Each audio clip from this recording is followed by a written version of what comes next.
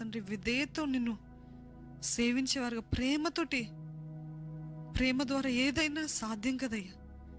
ప్రేమ ఉంటే విధేయత కలిగి ఉంటాం కదయ్యా. ప్రేమ ఉంటే ఆత్రుత, ఆశ కలిగి ఉంటాం కదయ్యా. ప్రేమ ఉంటే తండ్రి ఓర్చుకుంటాం, సహించుకుంటాం కదయ్యా. ప్రేమ ఉంటే యథార్థంగా ఉంటాం కదయ్యా. నిన్ను ప్రేమించే హృదయం దయచేయండి అయ్యా. ఇంకేం అడగట్లేదు, ప్రేమించే హృదయం దయచేయండి. నిన్ను ప్రేమిస్తే మేము ఎందుకు వెనక తిరుగుతామయ్యా? నిన్ను ప్రేమిస్తే మేము ఎందుకు మళ్ళీ తిరిగి పాత జీవితం చూస్తామయ్యా? ప్రేమించే హృదయాన్ని దయచేయండి. నువ్వు నూతన హృదయాన్ని ఇస్తానన్నావు కదయ్యా నీ వాక్యంలో.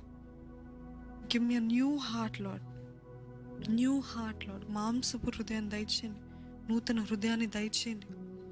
నేను వెంబడించే జీవితం దయచేయండి.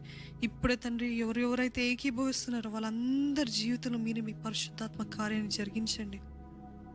ఇంకా చాలయ్యా, నేను దుఃఖపెట్టిన దినాలు చాలు, బాధ పెట్టిన కార్యాలు చాలయ్యా. ఇది మొదలుకొని నిన్నే సేవించడానికి, ఇది మొదలుకొని నిన్నే మహిమపరచడానికి, ఇది మొదలుకొని తండ్రి నీ కొరికే జీవించడానికి, నిన్నే సంతోషపెట్టడానికి సాయం చేయండి. నీలోనే మాకు క్షేమము, మా సొంతమైతే మాకు శాపమయ్యా. మా తోడుండి మీ సహాయాన్ని, మీ కాపుదల, మీ నడిపింపు, మీ ఆత్మ ప్రేరేపణ మా అందరికీ దయచేయమని అడుగుతున్నానయ్యా.